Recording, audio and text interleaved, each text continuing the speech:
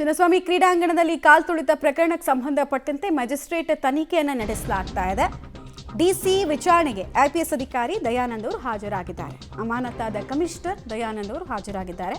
ಪ್ರಕರಣದಲ್ಲಿ ಅಮಾನತು ಶಿಕ್ಷೆ ಗುರಿಯಾಗಿದ್ರು. ಎರಡೆರಡು ಸಲ ನೋಟಿಸನ್ನು ಮ್ಯಾಜಿಸ್ಟ್ರೇಟ್ ಅಂದರೆ ಡಿಸಿ ಸಾಹೇಬರು ಕೊಟ್ಟಿದ್ರು. ಬಟ್ 2 ಸಲ ನೋಟಿಸ್ ಕೊಟ್ಟಾಗಲೂ ಅವರು ಗೈರು ಹಾಜರಾಗಿದ್ರು. ಈಗ ಹಾಜರಾಗಿದ್ದಾರೆ. ಇವ್ರ ಹತ್ರ ಕೂಡ ಹೇಳಿಕೆಗಳನ್ನು ದಾಖಲಿಸ್ಕೊಳ್ತಾರೆ. ತನಿಖೆಗೆ ತುಂಬ ಇಂಪಾರ್ಟೆಂಟ್ ಇದು. ದಯಾನಂದ್ ಅವರು ಕೊಡುವಂತಹ ಉತ್ತರಗಳು ಯಾವ ರೀತಿ ಇರುತ್ತೆ ಅನ್ನೋದು ಪ್ರಶ್ನೆ. ಒಂದು ಡಾಕ್ಯುಮೆಂಟನ್ನು ಕೂಡ ಇಟ್ಕೊಂಡು, ಒಂದು ಫೈಲನ್ನು ಇಟ್ಕೊಂಡು ಹೋದಂಗೆ ಕಾಣಿಸ್ತಾ ಇತ್ತು. ಅದಕ್ಕೂ ಮುಂಚೆ ಮಾತನಾಡಿಸುವಂತಹ ಪ್ರಯತ್ನ ಮಾಡಿದ್ವಿ, ಬಟ್ ಯಾವುದೇ ರಿಯಾಕ್ಷನ್ಗಳನ್ನು ಅವ್ರು ಕೊಟ್ಟಿಲ್ಲ.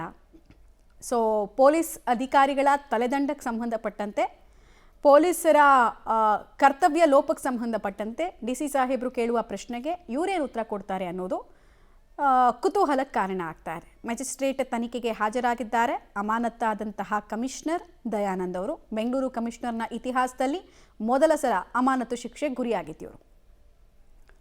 ಡೀಟೇಲ್ಸ್ ಕೊಡ್ತಾರೆ ಲೋಕೇಶ್, ನೇರ ಸಂಪರ್ಕದಲ್ಲಿ ಜಾಯಿನ್ ಆಗ್ತಾ ಇದ್ದಾರೆ. ಲೋಕೇಶ್, ಎಷ್ಟೊತ್ತಿಗೆ ಹಾಜರಾದ್ರು, ಜೊತೆಗೆ ಈಗಲೂ ಕೂಡ ತನಿಖೆ ನಡೀತಾ ಇದೆಯಾ?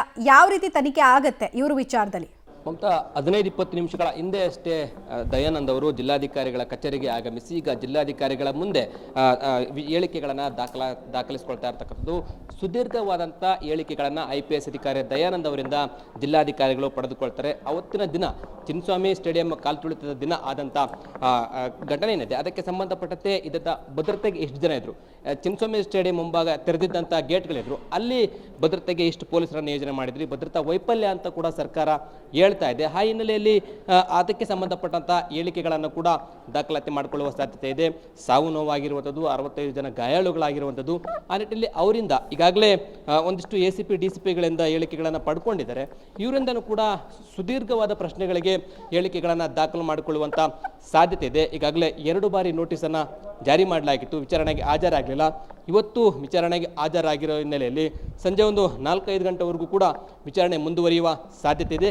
ಇವರು ಕೊಡುವಂಥ ಹೇಳಿಕೆ ತುಂಬ ಮಹತ್ವ ಆಗುತ್ತೆ. ಇವರಿಂದ ಯಾವ ರೀತಿಯಂಥ ಹೇಳಿಕೆಯನ್ನು ಬರುತ್ತೆ, ಆ ಹೇಳಿಕೆಗಳನ್ನು ಆಧರಿಸಿ ಸರ್ಕಾರಕ್ಕೆ ಜಿಲ್ಲಾಧಿಕಾರಿಗಳು ವರದಿಯನ್ನು ಸಲ್ಲಿಕೆ ಮಾಡಲಿಕ್ಕೆ ಈಗ ಮುಂದಾಗ್ತಾ ಇರುವಂಥದ್ದು. ಈಗಾಗಲೇ ಇನ್ನೇನು ವಿಚಾರಣೆ ಹೇಳಿಕೆ ಈಗಾಗಲೇ ಶುರುವಾಗಿರುವಂಥದ್ದು.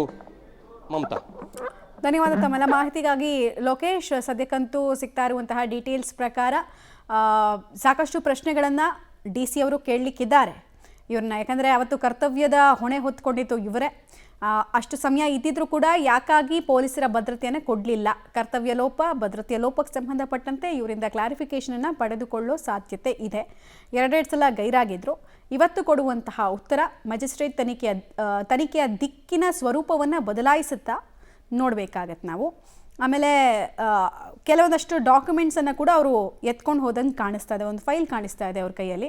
ಸೊ ಆ ಫೈಲ್ ಯಾವುದಕ್ಕೆ ಸಂಬಂಧಪಟ್ಟಿದ್ದು ಅನ್ನೋದು ಕೂಡ ಪ್ರಶ್ನೆಯಾಗಿ ಉಳಿತಾ ಇದೆ. ಒಂದು ಕಡೆಗೆ ಕೇಂದ್ರ ಇನ್ನೂ ಇವರ ಅಮಾನತು ಆದೇಶದ ಬಗ್ಗೆ ಡಿಸೈಡ್ ಮಾಡಬೇಕಾಗಿದೆ. ಕೇಂದ್ರ ಏನು ಮಾಡುತ್ತೆ ಅನ್ನೋದು ಒಂದು ಕಡೆ ಕುತೂಹಲ.